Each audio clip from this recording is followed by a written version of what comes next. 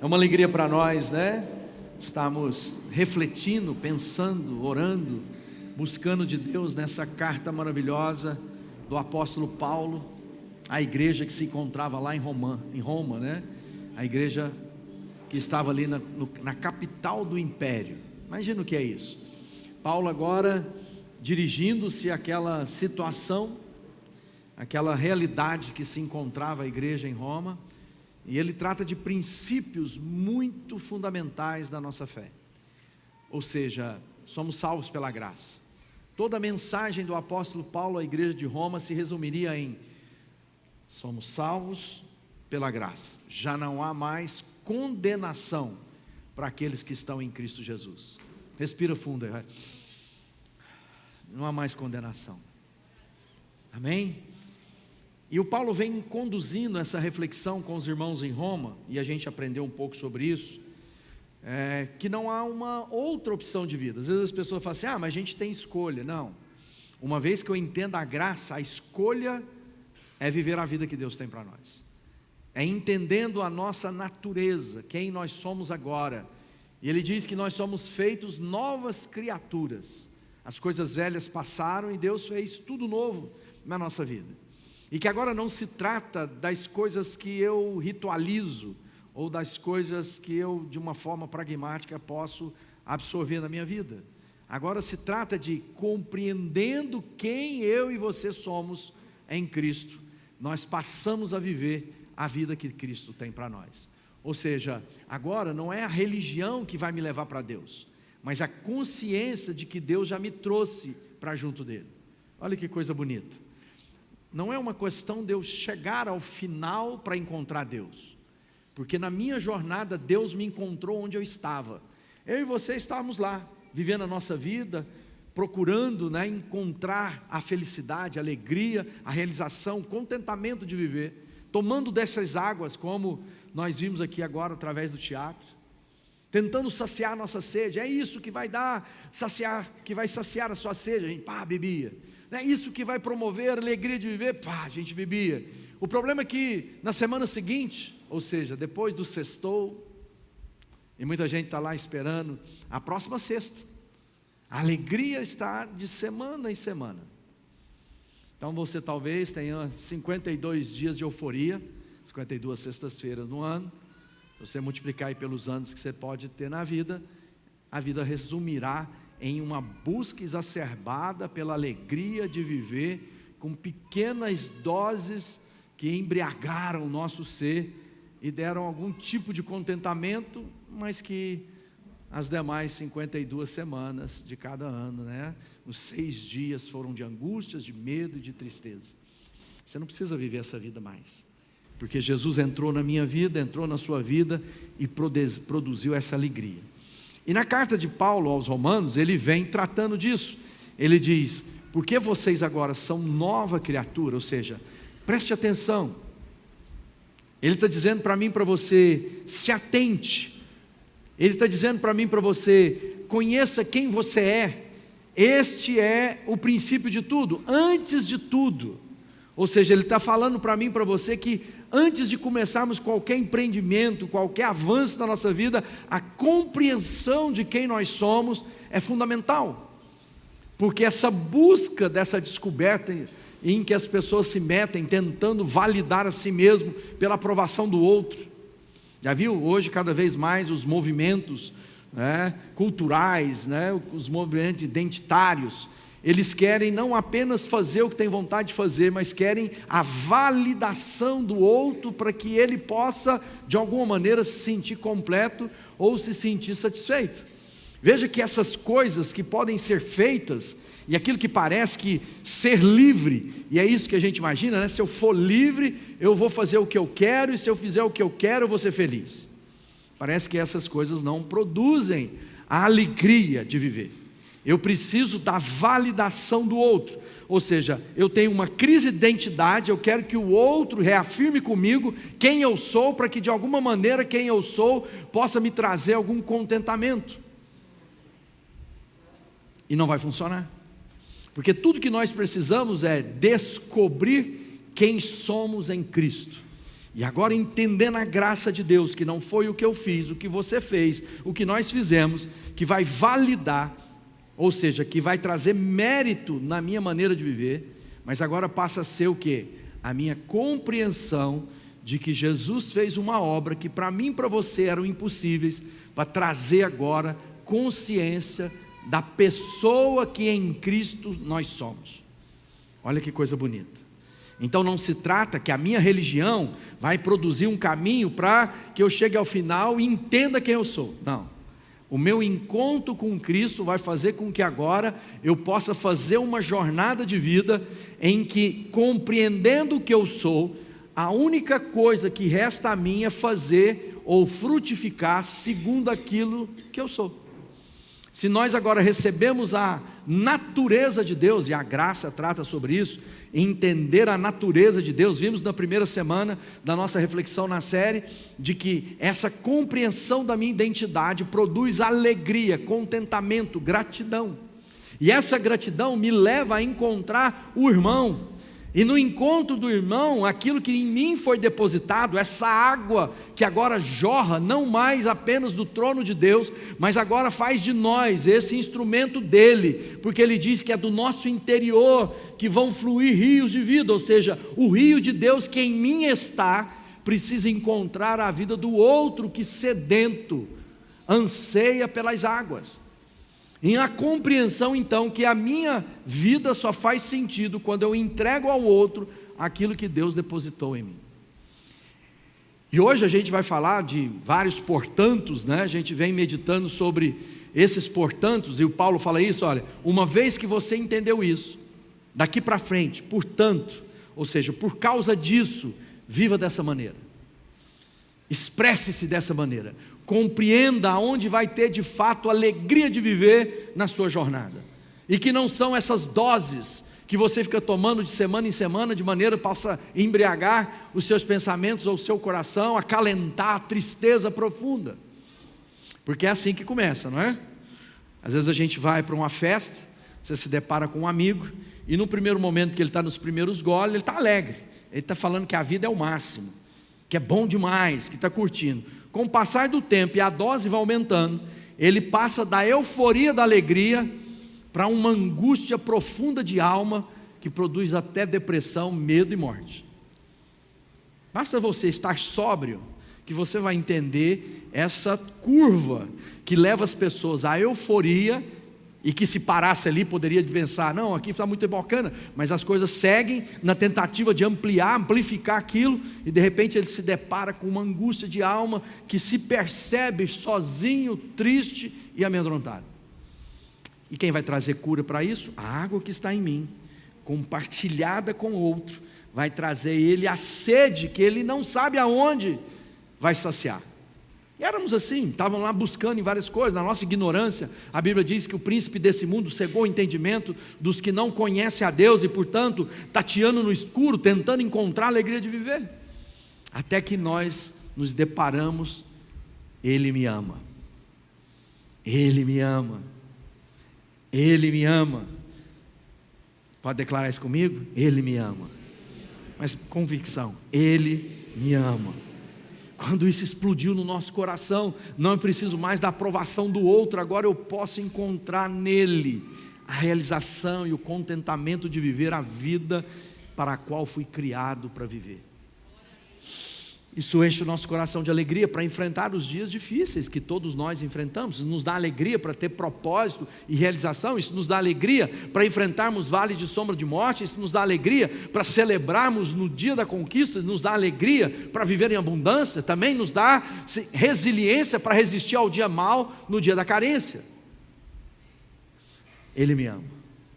E é disso que o Paulo está tratando, ele está dizendo sobre isso, olha, a graça de Deus fez de vocês algo novo, Ele transformou a sua vida, você pode ser livre para viver tudo aquilo que você tem, e a partir do capítulo 12, Paulo começa a dizer sobre que tipo de vida é essa, e ele começa lá dizendo, ofereçam o seu corpo, portanto, por causa disso, porque vocês são nova criatura, porque a graça alcançou, portanto, por esta causa, ofereçam o seu corpo, como sacrifício vivo, santo e agradável a Deus.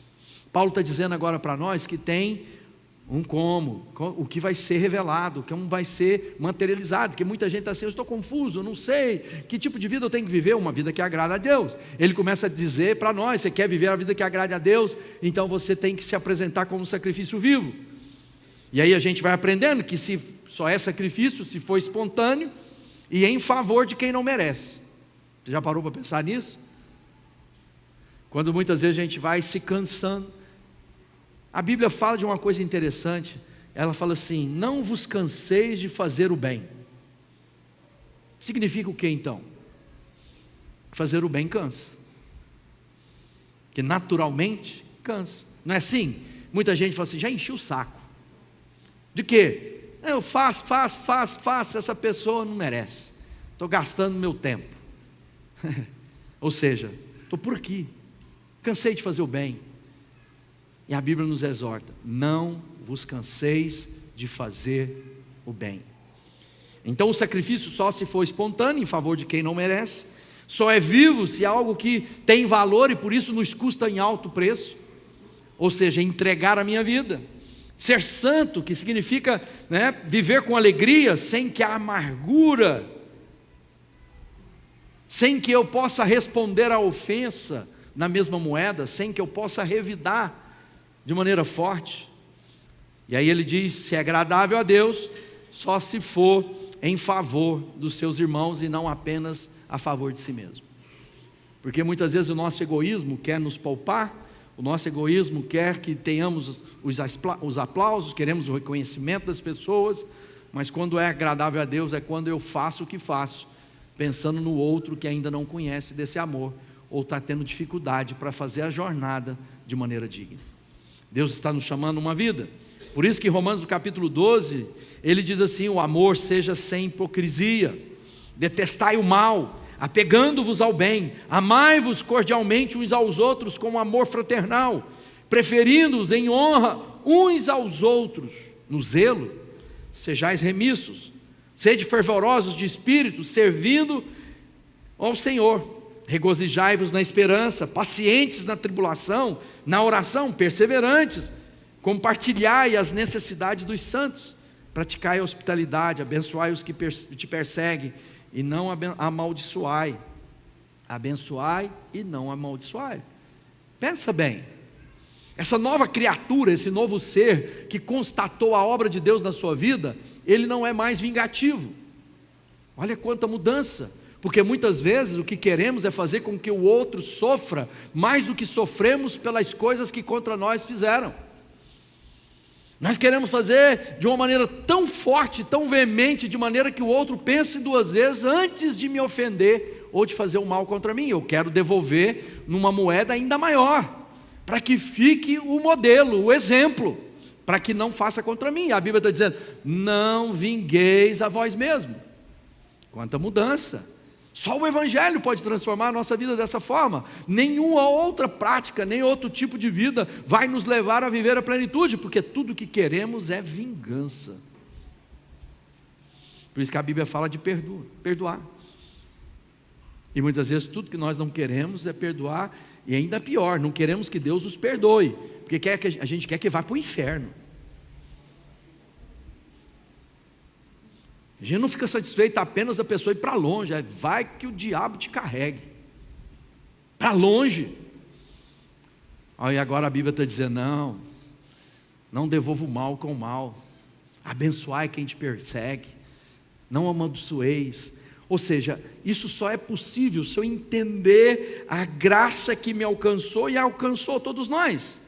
Então Paulo vem construindo a ideia de um fundamento de fé, muitas vezes meio subjetivo, agora ele passa a praticalidade óbvia para a nossa vida. Ou seja, nossas convicções estão bem firmadas, agora eu posso ser quem Deus me chamou para ser. Eu não tenho mais carências, não estou nisso por causa dos meus apetites, dos meus desejos, posso ser generoso, posso dar a minha vida em favor de alguém. Então agora, nos portantos, na trajetória da carta de Romanos, o empenho é caminharmos junto de conhecer, a partir do antes de tudo, o que Deus quer que façamos. Portanto, É como se Deus estivesse dizendo assim, lá em Isaías no capítulo 6, ele cita isso, ele fala assim: quem irá por nós? Então agora que eu e você temos a natureza de Cristo, agora que nós podemos pensar como Cristo pensa, não é isso que a Bíblia diz? Ele fala assim: agora vocês têm a mente de Cristo, vocês podem pensar como Deus pensa. Eu vou pensar casamento como Deus pensa casamento. Eu vou pensar dinheiro como Deus pensa dinheiro. Eu vou pensar minhas relações sociais como Deus pensa relação social. Eu vou pensar trabalho no ponto de vista de Deus. Eu vou pensar amizade no ponto de vista de Deus. Porque agora já não sou eu quem vivo, mas agora é Cristo quem vive em mim. Os pensamentos de Deus são a revelação de Deus para a humanidade através da minha vida. Então lá na sua relação de todos esses aspectos, das diversas pontos de contatos da sua jornada, Cristo precisa ser revelado. Por isso que ele pergunta: quem irá por mim? Ele está dizendo: quem vai revelar a reconciliação, o amor que Ele me ama à vida das pessoas? Porque muitas vezes a gente está tão ocupado com nós mesmos, porque nós não queremos nos mover na direção do outro. E é interessante que quando a gente olha para isso, ele fala um apelo: eu rogo-vos, pois, que andeis de maneira digna, rogo-vos, pois, que transformeis, rogo-vos, pois, que se coloquem na presença de Deus. Paulo está dizendo: não há outra vida a ser vivida. Se você está poupando a si mesmo, esse não é o caminho da vida que Deus tem para você. Se você está tentando viver apenas para satisfazer seu coração, ou apenas ter o copo da sua história cheio pela presença de Deus, isso não é o que Deus tem para a sua vida. Por isso que ele diz: é uma porção dobrada, recalcada. Sabe o que é isso? É quando a gente soca uma porção dobrada, ou seja, mais do que você tinha, socada e transbordante. Então significa que aquilo que Deus tem para mim e para você não pode ser apenas para mim e para você. É aquilo que Deus depositou em mim, tem uma direção daquilo que é o outro na minha vida. Por isso que Paulo fala sobre essa reconciliação. Então esse viver dessa nova natureza é uma natureza que revela sempre a vida das pessoas o quê? A paz. Mas é interessante que esse evangelho, ele apresenta-se como redenção e não como condenação. Quantas vezes na nossa jornada, ao invés de sermos sinais de redenção na vida das pessoas, nós usamos as escrituras sagradas para apontar culpa, medo. Fazemos isso contra o casamento. Quantas pessoas estão usando a Bíblia para matar outra pessoa? Ao invés de ser uma ação redentora, ela tem sido uma ação acusadora. Mas isso só é possível quando a gente entende que o que me levou para essa relação com Deus não foi o que eu fiz, e tampouco o que eu deixei de fazer, e que o outro, na ignorância dele, só está vivendo essa vida medíocre, sem vergonha, vazia, como eu e você vivíamos, porque desconhecem aquilo que Cristo fez por nós. Então quando a gente olha para isso, aquela realidade da cidade de Roma, Roma, para quem não sabe, ela tem uma tradição, que 2 irmãos que eram órfãos, foram adotados por uma loba, e você vai em Roma para tudo quanto é lugar, tem a loba, e lá os irmãos estão se alimentando da loba. Ou seja, a loba é aquela que muitas vezes se alimenta do rebanho, para dar leite aos seus filhos, ou os filhos que ela adota. Às vezes na nossa vida a gente imagina que a paz vai vir quando todo mundo pensar como eu penso. Vimos isso agora, recente. Deixa eu explicar. O que é o Império Romano? O Império Romano era a maior ou o maior império da história da humanidade, e Roma ia conquistando países, nações, povos, e traziam aquelas povos e aquelas nações para debaixo do seu controle. E uma das coisas que era estabelecida era a paz romana. Já falamos sobre isso aqui outros momentos na igreja. A paz romana era uma maneira de dizer: você agora é parte de algo maior, de um sistema muito bem organizado, e você agora não pode mais lutar com outros da mesma província que está debaixo de Roma. Então agora nós estamos estabelecendo a paz. Isso era mais ou menos assim, cada um no seu quadrado.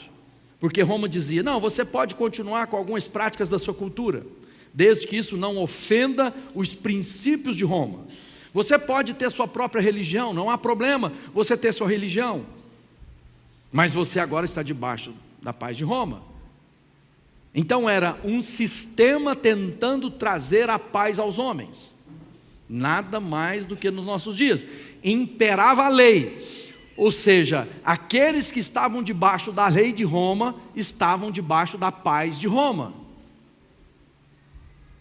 O que a gente tenta viver nos dias de hoje? A lei que impera para que haja paz entre os povos. E cada vez mais alguém se levanta e dizer: não, se nós colocarmos a lei, todo mundo vai se comportar bem, porque agora a lei é impecável e implacável contra aqueles que podem cruzar a lei. Lembra de Jesus?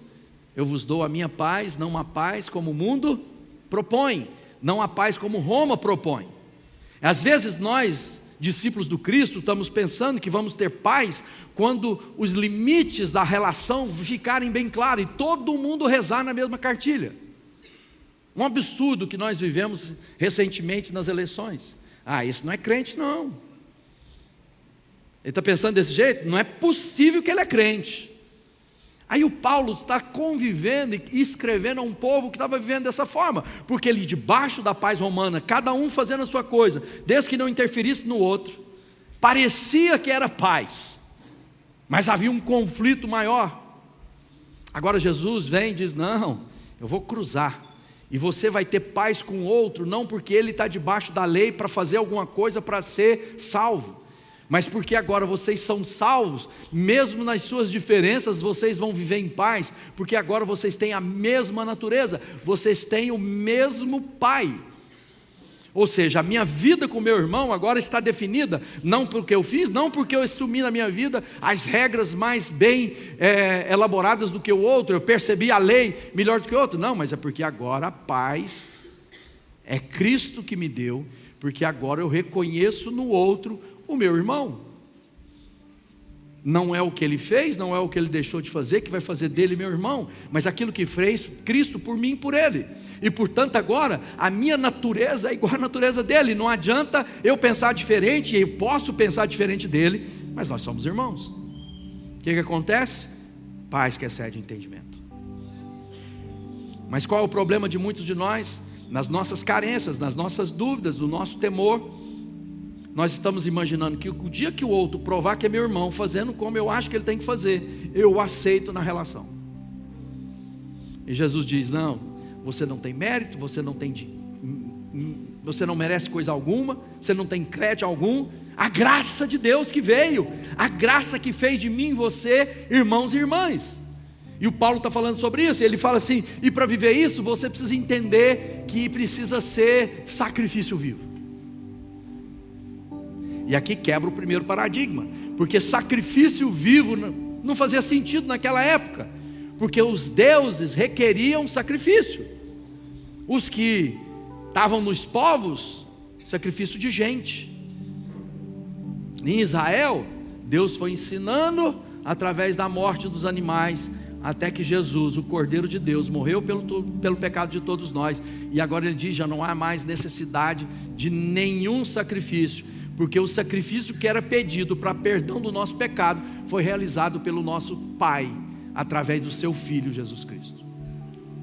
Então, não é o que eu fiz, o que você fez, não é porque eu acertei, você acertou que nós estamos aqui, é porque o amor de Deus nos atraiu e fez de nós um só povo, uma só nação, povo exclusivo de Deus, nação santa, para o uso exclusivo de Deus. E por isso que ele diz: esse sacrifício vivo não é mais necessário mártires, é necessário agora que você viva para o outro. Portanto, viva para o outro, seja santo. E aí a santidade é a alegria de entregar a Deus, entregando aos irmãos tudo que foi depositado na minha vida. Mas muitas vezes a gente está fechando e estamos adoecendo. Tenho visto na igreja homens e mulheres de Deus adoecendo, porque não tem as suas relações de irmandade bem trabalhada e bem acertada, e vão excluindo as pessoas da sua vida, pensando que isso vai fazê-lo mais feliz, trazendo para longe, mantendo longe aquele que pensa diferente de mim. Não, eu não quero papo porque não. Desse jeito eu estou salvo. Não. Apesar dele ser algoz muitas vezes na minha vida, ele é meu irmão. E ele não é meu irmão porque eu quis que ele fosse meu irmão. Ele é meu irmão porque a mesma obra que alcançou a minha vida, alcançou a vida dele. E portanto agora eu tenho que viver um sacrifício vivo, ao ponto de dar a minha vida por quem eu não gosto. Porque quando a gente entrega por quem a gente gosta é interesse. Quando a gente entrega por quem a gente não gosta é sacrifício. Jesus falou assim: eu dei a vida por vocês quando vocês eram meus inimigos. E essa entrega fez de você meu irmão, porque agora isso agrada a Deus. Ele diz: sacrifício vivo, santo e agradável a Deus. Lembra do apóstolo Paulo? Paulo era um judeu em serviço a Roma, tentando tirar de Israel tudo aquilo que pudesse atrapalhar a paz romana, porque Jesus era um atrapalho, era um dificultador, porque Jesus dizia assim: eu sou o caminho, a verdade e a vida, ninguém vem ao Pai se não for por mim. E Jesus estava dizendo: todos esses povos que estão em torno de Roma estão equivocados na sua maneira de tentar chegar a Deus, porque eu sou o único caminho. Aquilo provocava o quê? Constrangimento, guerras. Nada mais parecido com os nossos dias. Vocês podem ser crentes, vocês continuem aí, mas é o seguinte: não evangeliza ninguém não, deixa cada um no seu quadrado. Não fala que Jesus é o único mediador entre Deus e os homens, porque as outras pessoas pensam diferente. Não diga por aí que Deus criou homem e mulher, porque isso tem constrangido a muitos, porque muitos pensam diferente. Mas a Bíblia diz que Deus criou homem e mulher. Mas isso é constrangedor nos nossos dias. Mas a Bíblia diz que é isso. E para que haja redenção, as pessoas precisam entender a sua identidade. Não diga que você tem que ser fiel nos seus dias das ofertas. As pessoas ficam ofendidas quando o pastor fala de dinheiro, porque aí no mundo está falando que todo mundo quer querer lucro. Não, mas a Bíblia diz que se eu quero prosperar, se eu quero viver a vida do reino que Deus tem para mim, eu sou coparticipante dessa obra. Eu testemunho da minha fidelidade, da minha gratidão com aquilo que Deus depositou na minha vida. Não diga que eu tenho que perdoar, porque vivo lá na minha família dias que tem que pagar. Quem fez algo contra nós vai receber uma dura vingança. Não, perdoa. Mas vai fazer de bobo, que eu já perdoei. Quantas vezes? 70 vezes 7? Romanos 13 ele diz: não fiquem devendo coisa alguma que não seja o amor. Não julguem. Romanos 14, 30. Deixem de julgar uns aos outros. Quantas vezes nós somos rápidos? Sabia. A gente nem escuta o outro. Nós que fazemos aconselhamento conjugal, a gente já aprende algumas coisas. Quando às vezes você escuta só a mulher ou só o marido a respeito da relação, e já vem no coração falando: a gente tem que pôr o outro de cabeça para baixo. Aí você escuta o outro e fala: não, quem está precisando ficar de cabeça para baixo é você. Entende isso? Então ouça seus irmãos, ouça o coração, mas acima de tudo ouça a voz do Espírito que diz: não julgue. Não julgue para não ser jogado. Deus está fazendo coisas lindas na nossa vida. Acolham. E aí a gente tem uma confusão de acolhimento e aceitação. Lá em Romanos capítulo 15 diz: acolham uns aos outros, como também Cristo acolheu vocês para a glória de Deus. Então a gente acolhe as pessoas, mas o nosso desejo é, assim como nós descobrimos o amor do Pai, tivemos a nossa vida transformada, aqueles que foram acolhidos como nós o fomos, também possam ter as suas vidas transformadas, segundo os valores do que a palavra de Deus diz, não o que o sal da terra propõe. Deixa eu dizer, o sal da terra não propõe nada, nós só copiamos o que está na Bíblia. O que está na Bíblia é o que nós queremos ensinar para você. Nós queremos que você aprenda a ler a Bíblia por você mesmo, para que você mesmo possa escutar o que o Espírito diz, e nas suas mazelas, nas suas angústias, nas suas tristezas, nos seus temores, nos seus desvios, você possa dizer: Deus falou comigo. É a palavra de Deus que vai prevalecer em todos nós.